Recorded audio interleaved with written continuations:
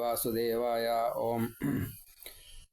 ശ്രീമദ് ഭാഗവത മഹാപുരാണം, അതിൻ്റെ മാഹാത്മ്യം, 5-ാമത്തെ അധ്യായം, 82-ാമത്തെ ശ്ലോകം, 83-ാമത്തെ ഭാഗം. ഓം. ശ്രോതൃനന്യാൻ ഘനശ്യാമാൻ പീതകൗശേയവാസസ കിരീടിന കുണ്ടലിനസ്തഥാ ചക്രേ ഹരീക്ഷണാത്.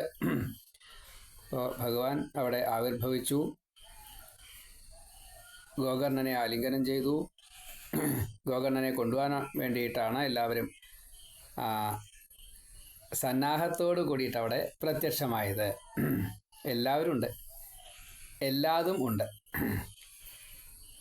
അപ്പോൾ ഈ ഭഗവാൻ വളരെ പെട്ടെന്ന് തന്നെ ഈ ശ്രോതാക്കളായിട്ടുള്ള ഓരോരുത്തരെയും, ബ്രാഹ്മണരായിട്ടുള്ള ഭക്തന്മാരായിട്ടുള്ള എല്ലാവരെയും, ആ ഭഗവാന്റേതായിട്ടുള്ള വിശേഷണങ്ങളെ ഒന്നുകൂടിയും പറഞ്ഞു.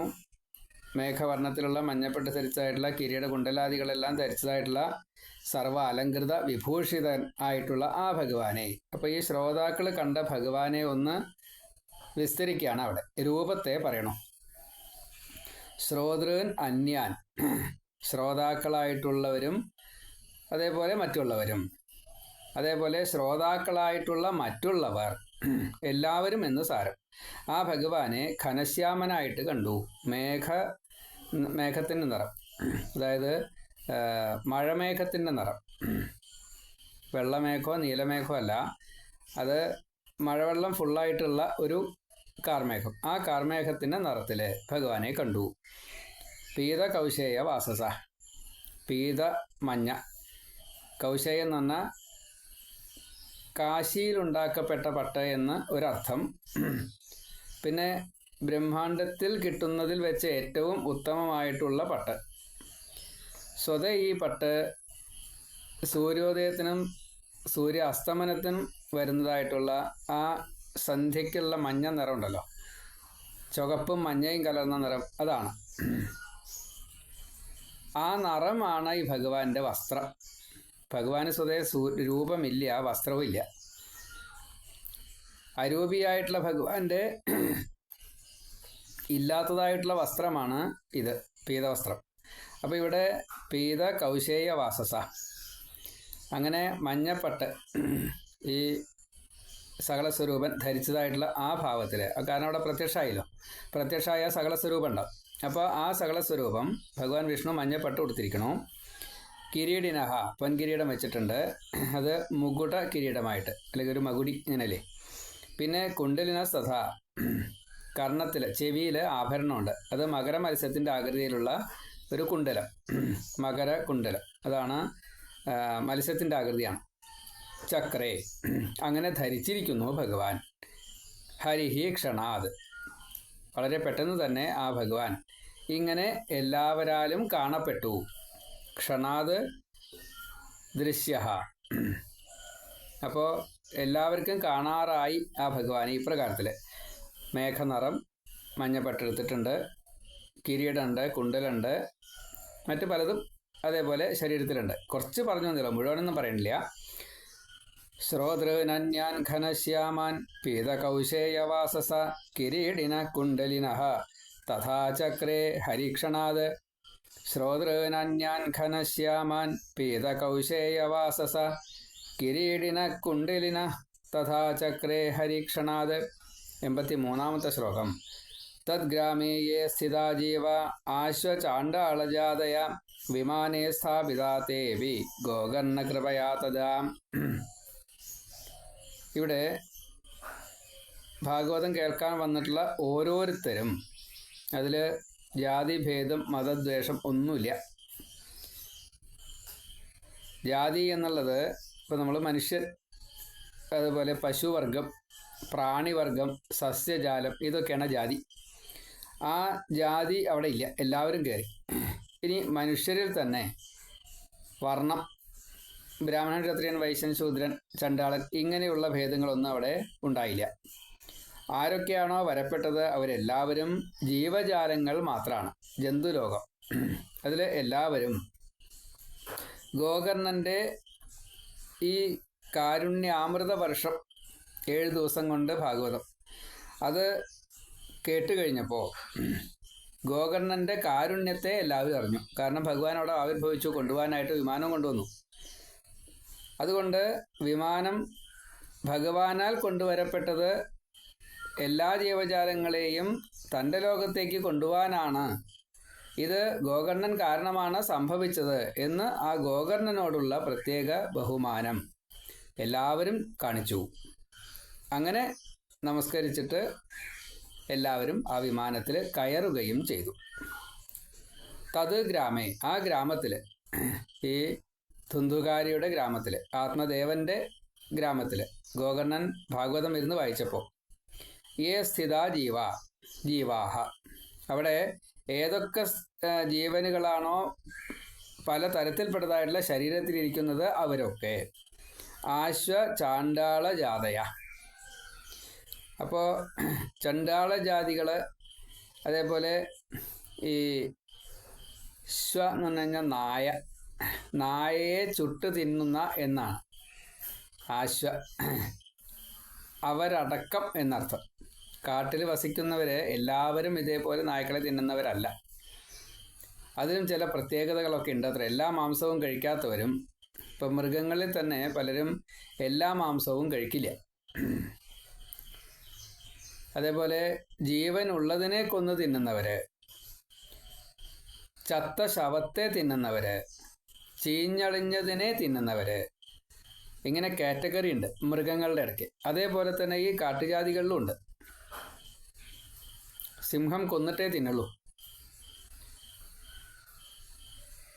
സിംഹം കൊന്നു തിന്നിട്ട് സിംഹം പോയി, നാളെയോ മറ്റന്നാളോ വന്നിട്ട് കുറുക്കൻ അതിനെ തിന്നും. അത് കഴിഞ്ഞ് ഒരാഴ്ചയോ അല്ലെങ്കിൽ അതിലും കൂടുതലോ കഴിഞ്ഞാൽ ചിലപ്പോൾ പരുന്ത തൊട്ടുള്ളതൊക്കെ തിന്നും. ചീഞ്ഞളിഞ്ഞുള്ളതിനെ ഈ പ്രാണിവർഗ്ഗങ്ങളൊക്കെ കഴിക്കും. പുഴുക്കൾ, പ്രാണിവർഗ്ഗച്ച ഏറ്റവും സൂക്ഷ്മം, അതടക്കം കഴിക്കും. അപ്പോൾ അവർക്ക് ഈ അശുദ്ധിയില്ല. നമ്മളെപ്പോലെയുള്ളവർക്ക് ആ മാംസം ചത്താ കഴിഞ്ഞു, നമുക്ക് തിന്നാൻ പറ്റില്ല. സിംഹാദികൾക്ക് കൊന്നാൽ അപ്പോൾ തിന്നാം. പിന്നെ പഴകിയാൽ തിന്നുന്ന, ഒരു ദിവസം പഴക്കമുണ്ടെങ്കിലും ഈ കഴുകൻ തൊട്ടുള്ളവരൊക്കെ തിന്നും. അല്ലെങ്കിൽ കുറുക്കൻ തിന്നും, അതിന് ശേഷം കഴുകൻ തിന്നും, അതിനും ശേഷം പ്രാണിവർഗ്ഗങ്ങൾ തിന്നും. അപ്പോൾ ഈ ഒരു കാറ്റഗറി വ്യത്യാസം അവിടെ ഉണ്ട്. അപ്പോൾ കാറ്റഗറി പാടില്ല എന്ന് പറയുന്നത് പ്രപഞ്ച നിയമത്തിന് തെറ്റാ. അപ്പോൾ ഇവിടെ മനുഷ്യരിൽ, കാട്ടുവാസികളിൽ, കാട്ടിൽ ജീവിക്കുന്നവരിൽ എല്ലാവരും ഒരുപോലെയല്ല. നായ്ക്കളെ ചുട്ടു തിന്നുന്നവരും ഉണ്ട്, പച്ചമാംസം കഴിക്കുന്നവരുണ്ട്, പച്ചമാംസം മാത്രം കഴിക്കുന്നവരുണ്ട്, പല രീതിയിൽപ്പെട്ടവരാണ്. അപ്പോൾ നമുക്ക് അതിൻ്റെ അങ്ങോട്ട് പോകണ്ട. അവരൊക്കെ ഇവിടെ വന്നവരെ മുഴുവൻ ശുദ്ധരായി തീർന്നു ഈ ഭാഗവതം കേട്ടപ്പോൾ. കാരണം അവർക്ക് ആ ചെയ്യുന്ന പ്രവൃത്തിയിൽ കുറ്റബോധമില്ല. നമുക്ക് മാംസം തിന്നുമ്പോൾ നമ്മുടെ മനസ്സ് പറയുകയാണത് തിന്നാൻ പാടില്ലല്ലോ, അപ്പോൾ നമുക്ക് കുറ്റബോധമായി. നമ്മൾ ഊണ് കഴിക്കുമ്പോൾ അയ്യോ ഇത് ഊണ് കഴിക്കാൻ പാടില്ലല്ലോ തോന്നുന്നില്ലല്ലോ.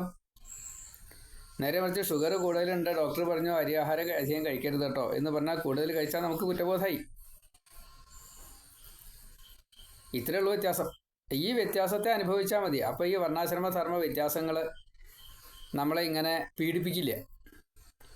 ഓ, ഞാൻ ബ്രാഹ്മണനായിട്ട് എന്നെ മറ്റുള്ളവർ അംഗീകരിച്ചില്ലല്ലോ, ഞാൻ ചണ്ടാളനാണല്ലോ, അല്ലെങ്കിൽ ഞാൻ ശൂദ്രനാണല്ലോ, എൻ്റെ ഈ ജന്മം ഇങ്ങനെയായി പോയില്ലേ, അവൻ്റെ ഒരു ഭാഗ്യേ. ഇങ്ങനെയുള്ള ഈ ഭേദബുദ്ധി നമ്മിലുണ്ടാവില്ല.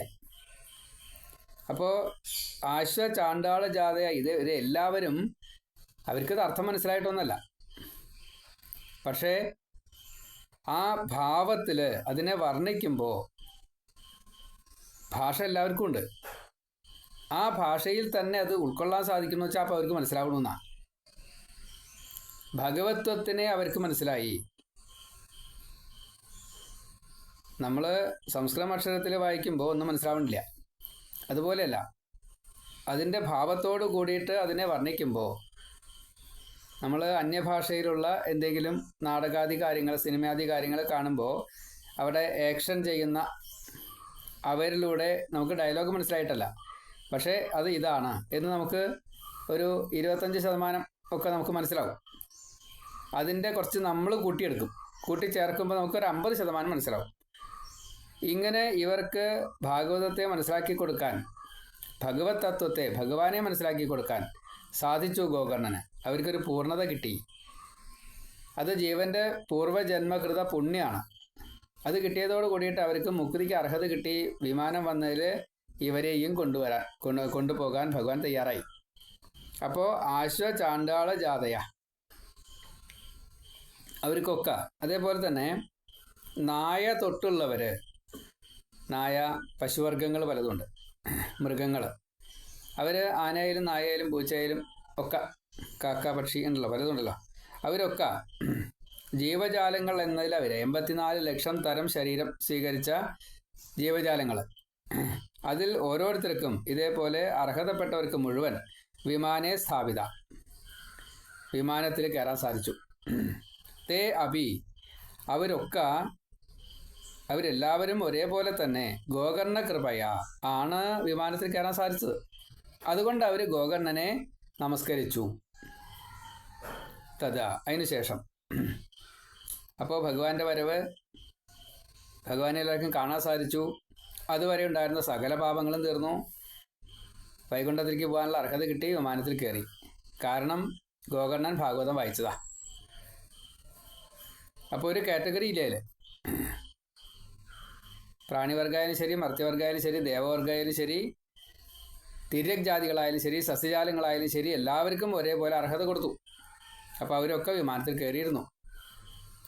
തദ്ഗ്രാമേ യേ സ്ഥിതാ ജീവ ആശ്വചാണ്ടാള ജാതയ വിമാനേ സ്ഥാപിതാ തേവി ഗോകർണ കൃപയാ തഥാ. 84-ാമത്തെ ശ്ലോകം. 84, 85 ഒരുമിച്ച് പറഞ്ഞിരിക്കുന്നു. 5 വരിയുണ്ട്.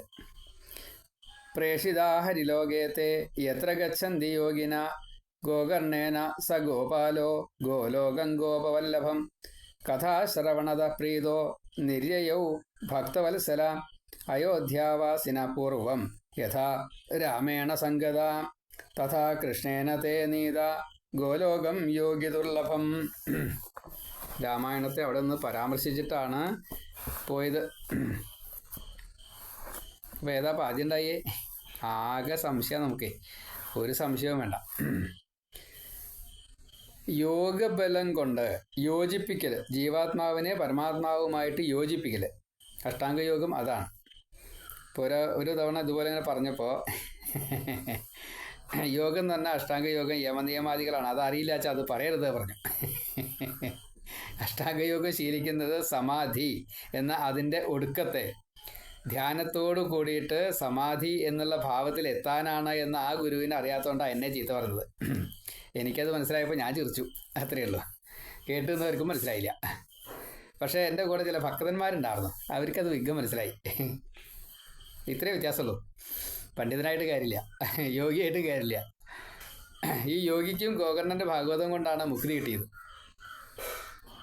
അപ്പോൾ യോഗബലം കൊണ്ട് ഏതൊരു ലോകത്തെയാണോ ഈ യോഗികൾ, ഇപ്പോൾ ഭഗവാൻ കൃഷ്ണൻ്റെ നാമകരണം ചെയ്യാൻ വേണ്ടിയിട്ട് യോഗിയായിട്ടുള്ള, ജ്യോതിഷിയായിട്ടുള്ള ആ ഗർഗ മഹർഷി ഹിമവാനിൽ ഇരുന്നു കൊണ്ട് തപസ് ചെയ്യുമ്പോൾ അത് പോരാ എന്ന് കണക്കാക്കിയിട്ട് ജന്മ ഉദ്ദേശ്യമായിട്ടുള്ള ഭഗവാന്റെ ഈ നാമകരണം കൃഷ്ണൻ എന്ന് ചെയ്യാൻ വേണ്ടിയിട്ടാണ് ഇവിടെ വന്നത്.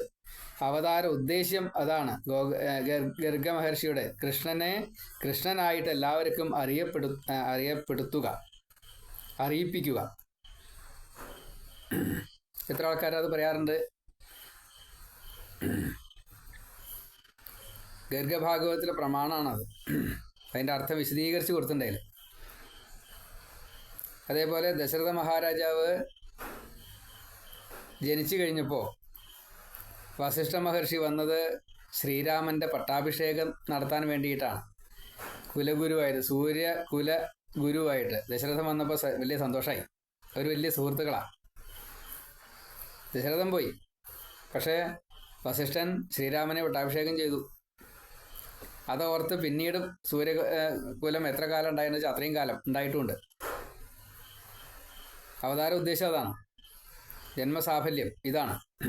അപ്പോൾ ഇവിടെ യോഗബലം കൊണ്ട് ഈ യോഗികൾ പ്രാപിക്കുന്നു. എന്ത് പ്രാപിക്കുന്നു? വൈകുണ്ഠത്തെ പ്രാപിക്കുന്നു. അതിനു വേണ്ടിയിട്ട് ഭഗവാൻ അവരെ ഇവിടെ വന്ന് കൊണ്ടുപോവുക. ഈ ജീവജാലങ്ങളെ മുഴുവൻ ഭഗവാൻ ഇവിടെ വന്നിട്ട് കൊണ്ടുപോവുക. ഈ വേദമര്യാദയെ പരിപാലിക്കുന്നതായിട്ടുള്ള ഓരോരോ ഭക്തന്മാരും. അപ്പോൾ വേദം എന്താണോ പറഞ്ഞത് എനിക്ക് എന്താണോ ചെയ്യാൻ പറ്റുക, ഇത് രണ്ടും വിശകലനം ചെയ്താലേ ഞാൻ അത് ചെയ്യാവൂ. വേദം പറഞ്ഞിട്ടുണ്ട് പൂജ ചെയ്യണമെന്ന്. ഞാൻ ശൂദ്രനാ, അമ്പലത്തിൽ കയറിയിട്ട് പൂജ ചെയ്യണ്ട. വേദം പറഞ്ഞിട്ടുണ്ട് ശൂദ്രൻ്റെ പ്രവൃത്തി എന്താണ്? അടിച്ചൂരി വൃത്തിയാക്കി. ഈ പൂജ ചെയ്യണേക്കാൾ കൂടുതൽ ഫലം ഉണ്ടായി അടിച്ചൂരി വൃത്തിയാക്കണേന്ന്. അതറിയാത്തത് കൊണ്ടാണ് ഞാൻ പൂജക്കാരനാവണമെന്ന് പറയുന്നത്. അവൾ ഒന്നുകിൽ കാശ്, അല്ലെങ്കിൽ യശസ്, അല്ലെങ്കിൽ ദുരഭിമാനം, ഇങ്ങനെ എന്തൊക്കെയോ ചില തെറ്റിദ്ധാരണയാണ്. അത് തെറ്റാണ്, അത് പാക്കണ്ട. അത് ഉൾക്കൊള്ളാൻ നമ്മൾ തയ്യാറുമല്ല. കാരണം തുല്യരാണ്, ആണും പെണ്ണും കൂടി വ്യത്യാസമില്ല. അപ്പോൾ അതിനായി കൂടുതൽ പറയാനില്ല. പക്ഷേ ഇവിടെ അതില്ല. ഭഗവാനെ സംബന്ധിച്ച് എല്ലാവരും ഭഗവാനിലേക്ക് എത്തിക്കാൻ വേണ്ടിയിട്ട് ഭഗവാൻ തയ്യാറാണ്. അതിനാണ് ഗുരു. ഗോകർണനെ ഗുരുവാക്കിയിട്ട് എടുത്തിരുന്നത്, ശ്രീ ശുഖബ്രഹ്മർഷി ഗുരുവാക്കിയിട്ട് എടുത്തിരിക്കുന്നത്, ഭഗവാൻ ഇരുത്തിയതാ. അപ്പം അത് ഭഗവാനാൽ അംഗീകരിക്കപ്പെട്ട ഒരു ഭാവം. വേദമര്യാദയെ പാലിച്ചു. അങ്ങനെയുള്ള ഓരോ ഭക്തന്മാർക്കും ഈ ഗോപാലൻ, ഗോക്കളെ പാലിക്കുന്നവൻ, ജന്തുലോകത്തെ പാലിക്കുന്നവൻ, ഭൂമിയെ പാലിക്കുന്നവൻ, ഭുവനത്തെ 14 ലോകത്തെ ബ്രഹ്മാണ്ടത്തെ പാലിക്കുന്നവൻ, ഇന്ദ്രിയങ്ങളെ പാലിക്കുന്നവൻ, ധാരാളം അർത്ഥങ്ങളായി ഗോപാലനെ. ആ ഗോപാലൻ ഭഗവാൻ ഭക്തവത്സലനും കൂടിയാണ്. ഭക്തന്മാരോട് താല്പര്യം കൂടുതലുണ്ട്, വാത്സല്യം കൂടുതലുണ്ട്. ശിശുക്കളെ, അർഭകന്മാരെ എങ്ങനെയാണോ അമ്മ സംരക്ഷിക്കുന്നത് അതേപോലെ ഭക്തവാത്സല്യമുണ്ട്. ഈ ഭഗവാന്റെ കഥകളെ ശ്രവണം ചെയ്തവർ ഓരോരുത്തരും നല്ലവണ്ണം ഭഗവാനെ സ്വീകരിച്ചിട്ടുണ്ട് എങ്കിൽ അവരോട് പ്രത്യേകം വാത്സല്യമുണ്ട്. അതുകൊണ്ടാണ് എല്ലാവർക്കും തുല്യത കൊണ്ടുപോകാൻ ഭഗവാൻ നിശ്ചയിച്ചു. അതാണ്. അതുകൊണ്ട് തന്നെ ഭഗവാൻ ഗോകർണനിലും സന്തുഷ്ടനാണ്, ഈ ഭക്തന്മാരിലും സന്തുഷ്ടനാണ്. അപ്പോൾ അവർക്കെല്ലാവർക്കും സാരൂപ്യമുക്തിയെ പ്രദാനം ചെയ്തു. എപ്രകാരത്തിലാണോ ശ്രീരാമൻ തൻ്റെ കൂടെ വരുന്നവർക്കൊക്കെ സാന്താനിക ലോകത്തിലേക്ക് പോരാം, താല്പര്യമുള്ളവർ പോന്നോളൂ. ഞാനിതാ സരയുവിലേക്ക് ജലസ്നാനം, ജലത്തിലേക്ക് ലയിപ്പിക്കാൻ പോവുകയാണ്. എല്ലാവരും ഭഗവാൻ മുങ്ങണോട് കൂടിയിട്ട്, നമ്മൾ അവഭൃത സ്നാനത്തിന് ബിംബം മുക്കുമ്പോൾ മുങ്ങുന്ന കൂട്ടത്തിൽ എല്ലാവരും കൂടിയിട്ട് മുങ്ങി. പിന്നെ പൊങ്ങിയില്ല, പിന്നെ ജഡേ പൊങ്ങിയുള്ളൂ. ജീവൻ വൈകുണ്ഠത്തിലെത്തി. ശ്രീരാമൻ്റെ കൂടെ കൂടി എല്ലാവരും. അങ്ങനെ വൈകുണ്ഠത്തിലേക്ക് എത്തിയതുപോലെ തന്നെ ശ്രീകൃഷ്ണനും ഇവരെ വൈകുണ്ഠത്തിലേക്ക് എത്തിച്ചു. അതിനുശേഷം ഗോകർണനോട് കൂടിയിട്ട് യോഗികൾക്കും കിട്ടാത്തതായിട്ടുള്ള ഈ ഗോലോകത്തിലേക്ക് ഭഗവാനായിട്ടുള്ള കൃഷ്ണനും ഈ ഗോകർണനും ഒരേ രൂപത്തിൽ പ്രവേശിച്ചു. 5 വരികളെ കൊണ്ട് പറഞ്ഞതാ.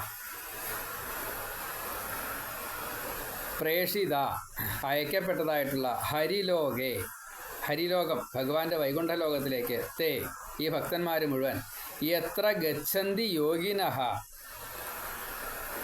എവിടെയാണോ എങ്ങനെയാണോ ഈ യോഗികൾക്ക് പോലും എത്തണമെന്ന ആഗ്രഹമുള്ള സ്ഥലം, എവിടെ ഗച്ഛന്തി ചെല്ലണം എന്നുള്ളതായിട്ടുള്ള ചെല്ലുക എന്നത്, യോഗിനഃ അഭി യോഗികൾക്കും കൂടി, യോഗിനഃ എന്ന് പറഞ്ഞിട്ടുള്ളൂ യോഗികൾക്ക് അവിടെ എത്തണമെന്ന് ആഗ്രഹം. എത്ര ഗച്ഛന്തി? അത് വൈകുണ്ഠലോക, ഗോലോക.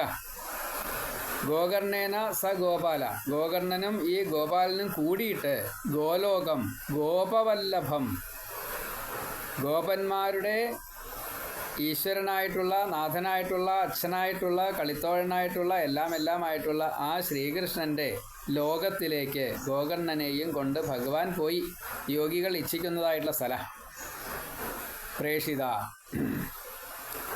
അപ്പോൾ ഇങ്ങനെ ഗോലോകത്തിലേക്ക് ഹരി തന്നെ ഗോകർണനെ കൊണ്ടുപോയി, യോഗികൾക്ക് പോലും കിട്ടാത്തതായിട്ടുള്ള ആ ഭഗവത് ലോകത്തേക്ക്. ഭാഗവതം വായിച്ചു എന്നുള്ളൂ 2 തവണ. അർത്ഥമറിഞ്ഞു, വായിച്ചു, മനനം ചെയ്തു, നിധിധ്യാസം ചെയ്തു. അതുകൊണ്ട് ഗോകർണന് കൃഷ്ണൻ്റെ ഒപ്പം ഗോലോകത്തിലേക്ക് പോകാൻ സാധിച്ചു.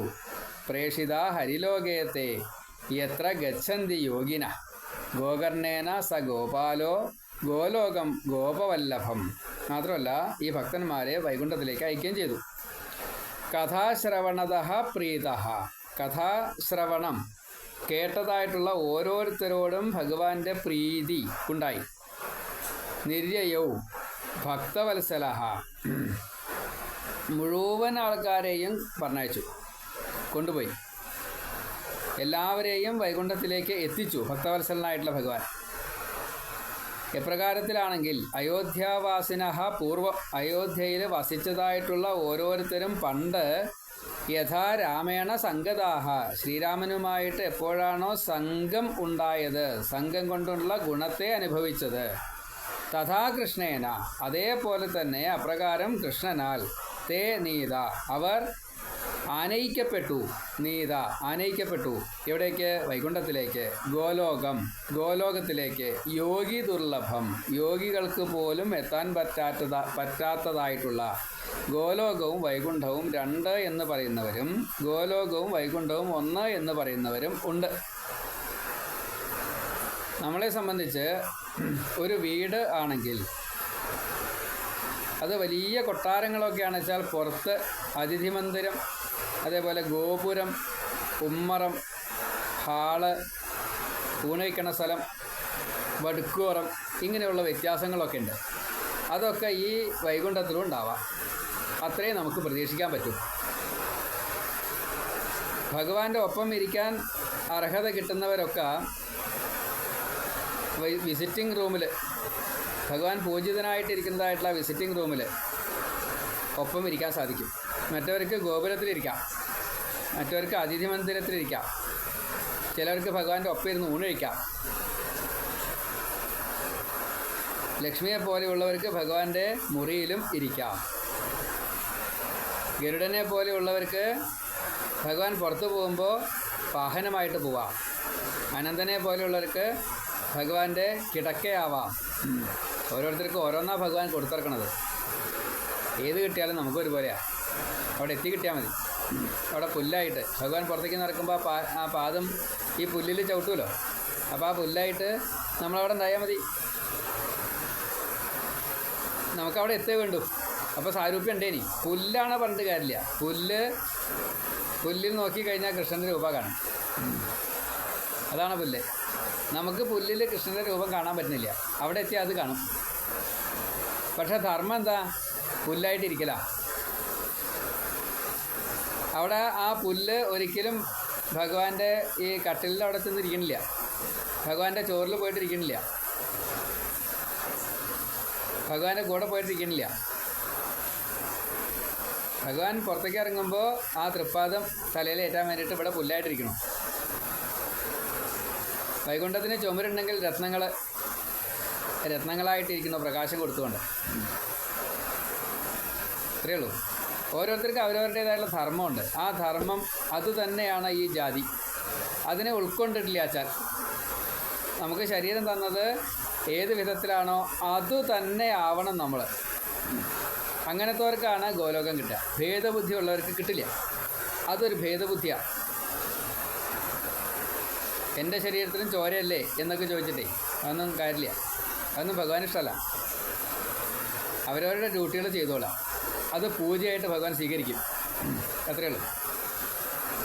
അപ്പോൾ യോഗികൾക്ക് കിട്ടാത്ത ഇത് യോഗമാണ്. എന്താ യോഗം? അടിച്ചു വാരൽ യോഗമാണെന്ന് അറിയാത്തവരാ.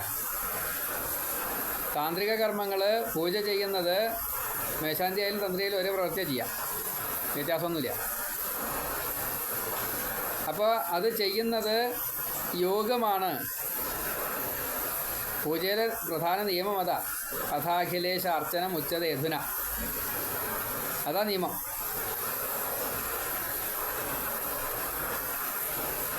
ജന്മവിച്ഛേദ കാരക എന്നാണ് പൂജയ്ക്ക്. അപ്പോൾ ഇനി വീണ്ടും ഒരു ജന്മം വേണ്ട. അത് തന്ത്രിയായാലും മേശാന്തിയായാലും ചെയ്യേണ്ടത് ഒരേ പ്രവൃത്തിയാണ്. അപ്പോൾ ഭഗവാനെ പൂജിക്കുന്നത് ഞാൻ എൻ്റെ ജീവനെ ഈ ശരീരത്തിൽ നിന്നും ഒഴിവാക്കി വീണ്ടും ഒരു ശരീരത്തിലേക്ക് കയറണ്ടാത്ത അവസ്ഥയിൽ എത്തിക്കാനുള്ള പുഷ്ടിയെയാണ് അവിടെ കൊടുക്കുന്നത്. ഈ ജീവനിലേക്ക് താതാത്മ്യം ഒരു ഈക്വലായി കിട്ടണ്ടേ, നല്ല അവിടേക്ക് എത്താൻ പറ്റും. അപ്പോൾ ഇവിടെ എല്ലാവരാലും ഇതേപോലെ ഉയർത്തപ്പെടാൻ സാധിച്ചു ഭാഗവതം കേൾപ്പിക്കുക വഴി. അത് ഭഗവാന്റെ തൃപ്തിയായി. അപ്പോൾ അതുകൊണ്ട് അവരെയൊക്കെ വൈകുണ്ഠ ലോകത്തിലേക്ക് എത്തിച്ചു. അതാണ് പ്രേക്ഷിത ഹരിലോകെ തേ. ആരെയൊക്കെ? കേട്ടവരെയൊക്കെ. ഇനി തേ യോഗിനഹ അഭി, ഈ യോഗികളുണ്ടല്ലോ അവരൊക്കെ എന്താ വേണ്ടത്? ഭഗവാന്റെ അടുത്തേക്ക് എത്താൻ വേണ്ടി യോഗം പരിശീലിക്കുക. അവിടേക്ക് എത്താൻ വേണ്ടിയിട്ടാ എത്ര ഗച്ഛന്തി, എവിടെ എത്തേണ്ടത്? ഹരിലോകത്തിലേക്കാ, വൈകുണ്ഠത്തിലേക്കാ, ഗോലോകത്തിലേക്കാ എത്തേണ്ടതേ. അവർ ഗോകർണേന, ഈ ഗോകർണൻ എന്താ ചെയ്ത്? ഭാഗവതം വായിച്ചു, ഇത്രയേ ഉള്ളൂ, അത് കേട്ടു. അപ്പോൾ ഗോപാലഹ സഹ എന്നാണ്. സഹ വെച്ചാൽ അവിടെ ഹകാരം ആണ്, വിസർഗല്ല. സഹ എന്ന് പറഞ്ഞാൽ കൂടെ എന്ന അർത്ഥം. സ എന്ന് പറഞ്ഞിട്ട് വിസർഗിട്ട് കഴിഞ്ഞാൽ അവൻ എന്ന അർത്ഥം. സ എന്ന് പറയുമ്പോൾ അവൻ, സഹ എന്ന് പറയുമ്പോൾ കൂടെ. സ ഗോപാലോ എന്ന് പറഞ്ഞാൽ ഗോപാലൻ്റെ കൂടെ. ഗോപാലൻ്റെ കൂടെ ഗോലോകത്തിലേക്ക്, ഗോപന്മാരുടെ വല്ലഭനായിട്ടുള്ള ഗോപാലൻ ഇരിക്കുന്ന സ്ഥലം, ശ്രീകൃഷ്ണൻ ഇരിക്കുന്ന സ്ഥലം ഗോലോകം. അവിടേക്ക് ഒന്നുമില്ല, കഥാശ്രവണതഃ പ്രീതഃ, കഥ കേട്ടത് കൊണ്ട് പ്രീതനായി. ഇവിടെ എന്തെങ്കിലും ചെയ്തിട്ടുള്ളൂ? കഥ കേട്ടു. സസ്യജാലങ്ങൾക്ക് കേൾക്കാനേ പറ്റൂ, പ്രതികരിക്കാൻ പറ്റില്ല. പ്രാണിവർഗ്ഗങ്ങൾക്ക് കേൾക്കാനേ പറ്റൂ, പ്രതികരിക്കാനൊന്നും പറ്റില്ല. അതുകൊണ്ട് തന്നെ നിര്യയോ എല്ലാവരെയും കൊണ്ടുപോയി. ഒരാൾക്കും ഭേദബുദ്ധിയൊന്നുമില്ല, എല്ലാവരെയും കൊണ്ടുപോയി. ഭക്തവത്സലനാണ് ഭഗവാൻ. അതുകൊണ്ട് എപ്രകാരത്തിലാണോ അയോധ്യാവാസിനഃ പൂർവ്വം, പണ്ട് എങ്ങനെയാണോ ഈ അയോധ്യയിൽ വസിച്ചതായിട്ടുള്ള ഓരോരുത്തരെയും യഥാ രാമേണ സംഗതാഹ, ശ്രീരാമനാൽ ഇപ്രകാരത്തിൽ സംഘം കിട്ടിയതുകൊണ്ട് ഭഗവാന്റെ ഒപ്പം സരയൂ നദിയിലിറങ്ങിയിട്ട് ഭഗവാൻ സാന്താനിക ലോകത്തിലെത്തിയപ്പോൾ ശ്രീരാമൻ്റെ കൂടെ ഈ ജീവജാലങ്ങൾ മുഴുവൻ ഒരു വ്യത്യാസമില്ല. മന്ത്രിയായാലും വേണ്ടില്ല, സൈന്യമായാലും വേണ്ടില്ല, പൗരന്മാർ, സ്ത്രീകൾ, കുട്ടികൾ, അർഹതപ്പെട്ടവരൊക്കെ പോയി. അല്ലാത്തവരൊക്കെ സുഖമായിട്ട് ജീവിക്കുകയും ചെയ്തു. ബാക്കിയുള്ളവർ ഇവർ പോയിട്ട് ശല്യം തീർന്ന് സുഖമായിട്ട് ജീവിച്ചു എന്നല്ല. ഇവർ പോയപ്പോൾ ഭഗവാൻ ഇവരിലൂടെ ഈ പുണ്യത്തെ ഇവർക്ക് കൊടുത്തപ്പോൾ ഇവിടെ സുഖമായിട്ട് ജീവിച്ചു എന്നാണ്. അതേ ഭാഗവതമുള്ളൂ. കാഴ്ചപ്പാടിൻ്റെ വ്യത്യാസം അത്രയേ ഉള്ളൂ. എനിക്ക് കിട്ടേണ്ട ഓഹരി പകുതി അയാൾക്ക് കൊടുക്കണ്ടല്ലോ, അയാൾ പോയില്ലോ. അയാളിലൂടെ ഈ സൗഭാഗ്യത്തെ ഭഗവാനാൽ കൊടുക്കപ്പെട്ടതിനെ സുഖമായിട്ട് ഇവിടെ അനുഭവിപ്പിച്ചു. എൻ്റെ ഒരു കോടിക്കണക്കിന് ഉറുപ്പുണ്ട്, എനിക്കൊന്നും ചെയ്യാൻ നിർത്തിയില്ല. ബാങ്കിൽ നിന്ന് എടുക്കാൻ ഞാൻ കൂട്ടിയാൽ പറ്റില്ല. പോയിട്ട് കൊണ്ടുവരാളില്ല, കൊണ്ടുവന്ന് തരാൻ ആളില്ല. പൈസ അവിടെ കിടക്കും, ഇവിടെ പട്ടിണിയാണ്. എനിക്ക് ശരീരം കൊണ്ട് വയ്യ, കുളിപ്പിക്കാൻ ആൾ വേണം, എല്ലാറ്റിനും ആൾ വേണം. കോടികൾ അവിടെ ഉണ്ടായിട്ട് ഒരു കാര്യമില്ല, ആൾ വന്നില്ല വെച്ചാലേ.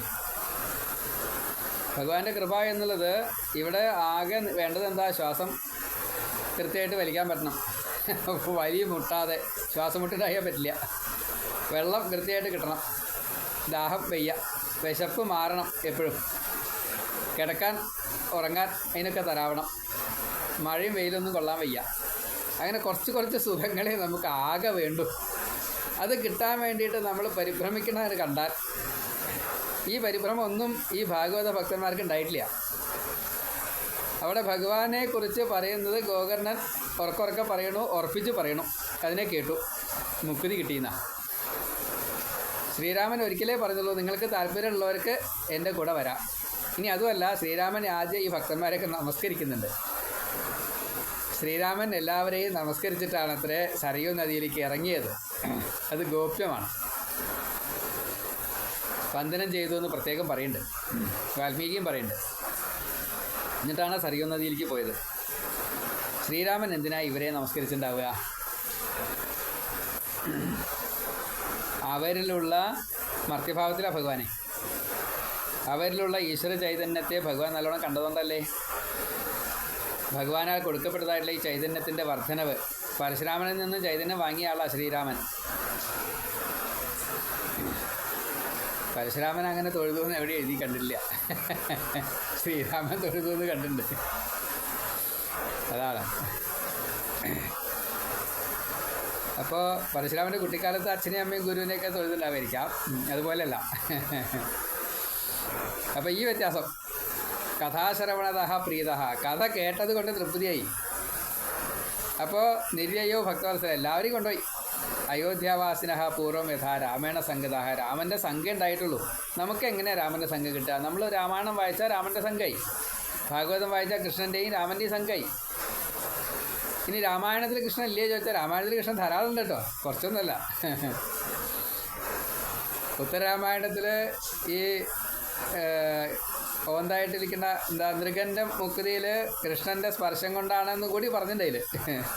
അപ്പോൾ രാമായണം വായിച്ചിട്ട് കൃഷ്ണനെ പറഞ്ഞിട്ടില്ല പറയരുത്, തെറ്റിദ്ധരിക്കരുത്, അതിലുണ്ടത്. ആയിക്കോട്ടെ. അപ്പോൾ ഇത്രയേ ഉള്ളൂ. അയോധ്യാവാസിന പൂർവ്വം രാമേണ സംഗതാഹ. രാമനെ സംഘം കിട്ടിയപ്പോൾ അവിടേക്ക് പോകാൻ തരായി. തഥാ കൃഷ്ണേന തേ നീത. അതേ പ്രകാരം തന്നെ ഈ കൃഷ്ണനാൽ അവരെ ഒക്കെ നയിക്കപ്പെട്ടു ഗോലോകത്തിലേക്ക്. യോഗി ദുർലഭം, യോഗികൾക്ക് കിട്ടാത്തതായിട്ടുള്ള, യോഗികൾ ഇച്ഛന്തി എന്നാണ് നേരത്തെ പറഞ്ഞത്, യോഗികൾക്ക് ആഗ്രഹം. ഇവിടെ യോഗി ദുർലഭം, യോഗിക്ക് കിട്ടാൻ ഞെരുക്ക. പക്ഷേ ഭക്തി യോഗം കൊണ്ടാണെങ്കിലോ കിട്ടാൻ വളരെ എളുപ്പമാണ്. സുദുർലഭം, ദുർലഭമല്ല, സുദുർലഭം, എളുപ്പമാണ്. സുലഭം, അപ്പോൾ ദുല്ല അവിടെ, സുലഭമാണ്, കിട്ടും, എളുപ്പ. പ്രഹ്ലാദൻ പറഞ്ഞതാ, അത് കിട്ടാൻ ഞെരുക്കില്ല. അതാ അവിടേക്ക് എത്തണം കേട്ടോ. നമ്മൾ അവിടേക്ക് എത്തും, ഭഗവാൻ നമ്മളെ അവിടേക്ക് എത്തിക്കട്ടെ. പ്രേഷിതാ ഹരിലോകേത്തെ എത്ര ഗച്ഛന്തി യോഗിന ഗോകർണേന സ ഗോപാലോ ഗോലോകം ഗോപവല്ലഭം കഥാശ്രവണത പ്രീതോ നിര്യയോ ഭക്തവത്സല അയോധ്യാവാസിന പൂർവം യഥാ രാമേണ സംഗത തഥാ കൃഷ്ണേന തേ നീത ഗോലോകം യോഗി ദുർലഭം. പണ്ട് കുട്ടിക്കാലത്ത് എന്നോട് പറയാറുണ്ട്, അച്ഛനും മറ്റേ ഗുരുക്കന്മാർ, ഞാൻ ഇങ്ങനെ ഭാഗവതം വായിക്കാൻ പോകുമ്പോൾ അവർ പറയാറുണ്ട്, നിൻ്റെ കയ്യിൽ ഇപ്പോൾ എന്തെങ്കിലും ഉണ്ടെച്ചാൽ അത് മുഴുവൻ പുറത്ത് വെച്ചിട്ട് ഇങ്ങോട്ട് അകത്തേക്ക് കയറിക്കോ എന്ന് പറയാറുണ്ട്. അപ്പോൾ എന്തെങ്കിലും ഒന്നും ഉണ്ടാവില്ല, വല്ല കീറക്കൊടയോ അങ്ങനെയൊക്കെ ഉണ്ടാവാൻ അത് ഞാൻ പുറത്തേക്ക് വയ്ക്കും. ചെരുപ്പൊന്നുമില്ല, അങ്ങനെ പുറത്തേക്ക് വയ്ക്കും, അകത്തേക്ക് കിടക്കും. കാലി കഴുകിയിട്ടല്ലേ കയറി ചോദിക്കാറുണ്ട്. അപ്പോൾ കാലി കഴുകിയിട്ടാണ് കയറുക. അപ്പോൾ അതിനൊക്കെ നിയമമുണ്ട്. അപ്പോൾ അങ്ങനെയൊക്കെ കയറിയിട്ട് അവിടെ ഇരിക്കും. പിന്നെ ഭാഗവതം ഇങ്ങനെ കേൾക്കാൻ പോവുക വെച്ചാൽ അപ്പോൾ ഭാഗവതം കേൾക്കുക അതല്ല, മനസ്സിലാക്കാൻ വേണ്ടിയിട്ട്, ഭാഗവതത്തെ അറിയാൻ വേണ്ടിയിട്ടുള്ള ശ്രമത്തിലുള്ള പ്രായമായിപ്പോൾ. അപ്പോൾ അത് കേട്ടപ്പോൾ ഇതേ വാക്ക് തന്നെ അവരും പറഞ്ഞത്, എന്തെങ്കിലും കയ്യിലുണ്ട് വെച്ചാൽ അവിടെ പുറത്തേക്ക് വെച്ചോളൂ, എന്നിട്ട് കയറിയാൽ മതി കേട്ടോ ഹരി. സ്നേഹത്തോടെ പറയുന്ന ഗുരുക്കന്മാർ, ഈ മറ്റേ ആളെ ബുദ്ധിമുട്ടിക്കാനുള്ള പറച്ചിലല്ല, സ്നേഹത്തോടെ പറയുന്ന ഗുരുക്കന്മാർ. അപ്പോൾ ആദ്യം കേട്ടപ്പോൾ എനിക്കത് ഒന്നും അറിയില്ല. പക്ഷേ ഞങ്ങൾ ഉച്ചയ്ക്ക് ഊണ് കഴിക്കാനിരിക്കുമ്പോൾ ഞാനും ഗുരുവും അടുത്തിരിക്കാറുണ്ട്. എനിക്ക് മാത്രമേ പെർമിഷനുള്ളൂ. അതൊക്കെ അനുഭവിക്കണം, അത് അനുഭവിച്ചാലേ അത് അറിയുള്ളൂ. ചിലവർ എനിക്കത് കിട്ടണം വിചാരിച്ച് ഓടി വരികയൊക്കെ ചെയ്യും, അതുകൊണ്ടൊന്നും കിട്ടില്ല. എന്നെ കാത്തിരിക്കുന്ന ഗുരുക്കന്മാരെ എനിക്കറിയാം. അപ്പോൾ ഞാൻ അവരോട് ചോദിക്കുന്നതും അവരിൽ നിന്ന് കേൾക്കുന്നതും. മനുഷ്യനായതുകൊണ്ട് ചില ഗുരുക്കന്മാർക്ക് അതിൻ്റെ അടുത്ത സ്റ്റെപ്പൊക്കെ ഞാൻ കണ്ടിട്ടുണ്ട്. അപ്പോൾ ഞാൻ പിന്നെ അവിടേക്ക് പോകാറുമില്ല. അങ്ങനെയാണ്, അവരെ ഞാൻ ഒഴിവാക്കാൻ മതി. ഇത് പൊന്താത്തവരാൾക്കാരുണ്ട്, ഈ കോംപ്ലക്സ് പൊന്താത്തവരുണ്ട്. അപ്പോൾ അവരുടെ അടുത്തേക്ക് ഞാൻ കൂടെ ചെല്ലും. അപ്പോൾ ഓരോ കാര്യങ്ങളും ഇതേപോലെ വ്യംഗ്യമായിട്ട് അർത്ഥമുള്ള പലതും പറയുമ്പോൾ ഒന്ന് വിശദീകരിക്കണം എന്ന് ഞാൻ പറയുമ്പോൾ അവരത് വിശദീകരിച്ച് പറഞ്ഞു. അഹങ്കാരത്തിന് കാരണമായിട്ട് എന്തെങ്കിലും ഉണ്ടെങ്കിൽ അതിനെ പുറത്ത് വെച്ചിട്ടേ ഭാഗവതം കേൾക്കാവൂ കേട്ടോ എന്ന് പറഞ്ഞു തന്ന ഗുരുക്കന്മാർ ഇന്നില്ല. അതാണ് ഭാഗവതത്തെ ഉൾക്കൊള്ളാൻ സാധിച്ചത്. അപ്പോൾ യഥാർത്ഥത്തിൽ ഒരു ഗുരു എന്ന് പറഞ്ഞാൽ ആ ഗുരുവിൻ്റെ ഉള്ളിൽ എന്താണോ അത് ശിഷ്യന് പറഞ്ഞു കൊടുക്കുന്നവനാണ് ഗുരു, മറ്റവരൊന്നും ഗുരുക്കളല്ല. അപ്പോൾ ആ ഒരു ഗുരുസ്ഥാനത്തേക്ക് എത്തണമെന്നാണ് എൻ്റെ മോഹം. എൻ്റെ ഉള്ളിൽ എന്താണോ ഉള്ളത്, കുറച്ചേ ഉള്ളൂ, ആ കുറച്ച് ഞാൻ തരാൻ ഞാൻ ശ്രമിക്കും.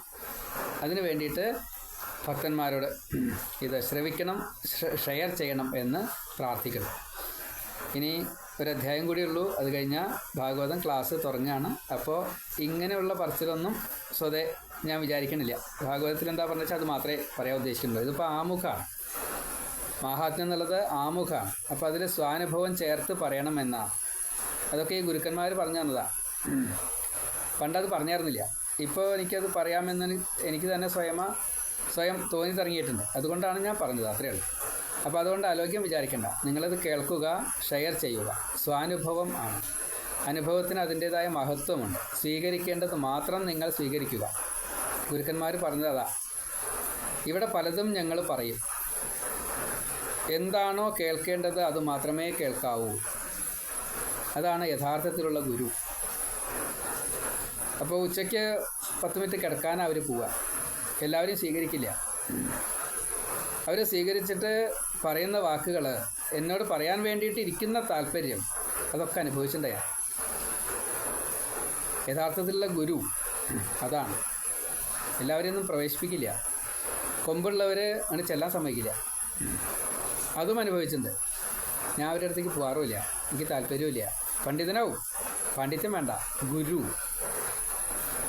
നമ്മുടെ ഉള്ളിലുള്ളതിനെ തീർത്തു തരാൻ സംശയവും അജ്ഞാനവും രണ്ടും വളരെ പ്രധാന. സംശയവും അജ്ഞാനവും ഉണ്ടാകുന്ന ഒരു ഗുരു പറഞ്ഞിട്ടുണ്ട് എന്നോട്. പരനിന്ദ ബോധമുണ്ടെങ്കിലാണ് സംശയവും അജ്ഞാനവും തീർക്കാൻ പറ്റാതിരിക്കുക എന്ന് പറഞ്ഞിട്ടുണ്ട്. അതൊരു വലിയ നിയമം. ഞാൻ എപ്പോഴും കൊണ്ടു നടക്കേണ്ടത്. പരനിന്ദ, അതായത് അന്യനിലെ എന്താണോ കഴിവുള്ളത് അതിനെ അംഗീകരിക്കാതെ കണ്ട് അന്യനെ നിന്ദിക്കുന്ന ഒരു ഭാവം എൻ്റെ മനസ്സിലുണ്ടായാൽ എനിക്ക് പിന്നെ ഇതിൻ്റെ പൂർണ്ണാർത്ഥം മനസ്സിലാവില്ല എന്ന് അടിവരയിട്ട് പറഞ്ഞിട്ടുണ്ട് ഗുരുക്കന്മാർ. എല്ലാ ഗുരുക്കന്മാരും കേട്ടോ, വളരെ കുറച്ചേ ഉള്ളൂ. അപ്പോൾ അത് തരണം എന്നാണ് എൻ്റെ ആഗ്രഹം. ഞാൻ ഈ മറ്റുള്ളവരെ കുറ്റം പറയുന്നത് ബോധപൂർവമാണ്. അവർ ഒരാവശ്യമില്ലാതെ കൊണ്ടാണ് എന്നോടത് ചെയ്യണത് എന്ന് എനിക്ക് നല്ല ബോധ്യമുണ്ട്. അതുകൊണ്ടാണ്. അതിലെനിക്ക് തെറ്റൊന്നും സംഭവിക്കില്ല. അപ്പോൾ അത് നിങ്ങൾ കേൾക്കണം. ഇത് ഭാഗവതം തുടങ്ങിയാൽ പിന്നെ പറയില്ല. അതുകൊണ്ടാണ്, ആമുഖമാണ് ഇത്. അതുകൊണ്ടാണ്. അപ്പോൾ അതുകൊണ്ട് കേൾക്കുക, ഷെയർ ചെയ്യുക. എല്ലാവരിലുമുള്ള പോസിറ്റീവിനെ മാത്രം നാം കാണുക. അതുകൊണ്ടാണ് ഇപ്പോൾ നേരത്തെ നമ്മൾ പറഞ്ഞു, പുല്ലിൻ്റെ ധർമ്മം ചെയ്യണം. ഭഗവാന്റെ കട്ടിലിൻ്റെ ധർമ്മം ചെയ്യണം. ആഹാരത്തിൻ്റെ അത് ചെയ്യണം. വസ്ത്രത്തിൻ്റെ ധർമ്മം ചെയ്യണം. ഇത് നമ്മൾ ഇത് നമ്മൾ നിർബന്ധമായിട്ടും പാലിക്കേണ്ടവരാണ്. അതിനൊരു ബാധ്യത നമുക്കുണ്ട്. ശ്രോതാവായിട്ടിരിക്കുമ്പോൾ ശ്രോതൃ, അതായത് പറഞ്ഞത് കഥാശ്രവണത പ്രീതഃ. ഭഗവത്തിൻ്റെ വാക്കങ്ങനെയാണ്. കേട്ടാൽ മതി. കേൾക്കലൊരു കർമ്മമാണ്. അതാണ്. അപ്പോൾ അതിനുള്ള ആ അനുഗ്രഹം ഭഗവാൻ തരുമാറാകട്ടെ. ഗ്രൂപ്പിലേക്ക് ചേർക്കേണ്ടവർക്ക് നമ്പർ 7558012135 ഗ്രൂപ്പിൽ ചേരും. ആവശ്യമില്ലാത്തവരെ ഈ ഭാഗവതം തുടങ്ങുന്ന സമയത്ത് ഞാൻ ഒഴിവാക്കും. അപ്പോൾ അടുത്ത അധ്യായം കഴിയുന്നതോട് കൂടിയിട്ട് വേണ്ടവരെ മാത്രമേ ഞാൻ ഇതിൽ പെടുത്തുള്ളൂ. മറ്റുള്ളവർക്ക് യൂട്യൂബിൽ കയറിയിട്ട് കാണാം, വേണമെങ്കിൽ കാണാം, അത്രയേ ഉള്ളൂ. ഗ്രൂപ്പിൽ ചേർത്തില്ല. അപ്പോൾ താല്പര്യമില്ലാത്തവർ പറയണം, താല്പര്യമുള്ളവരും പറയണം. സർവത്ര ഗോവിന്ദനാമ സങ്കീർത്തനം. ഗോവിന്ദ ഗോവിന്ദ.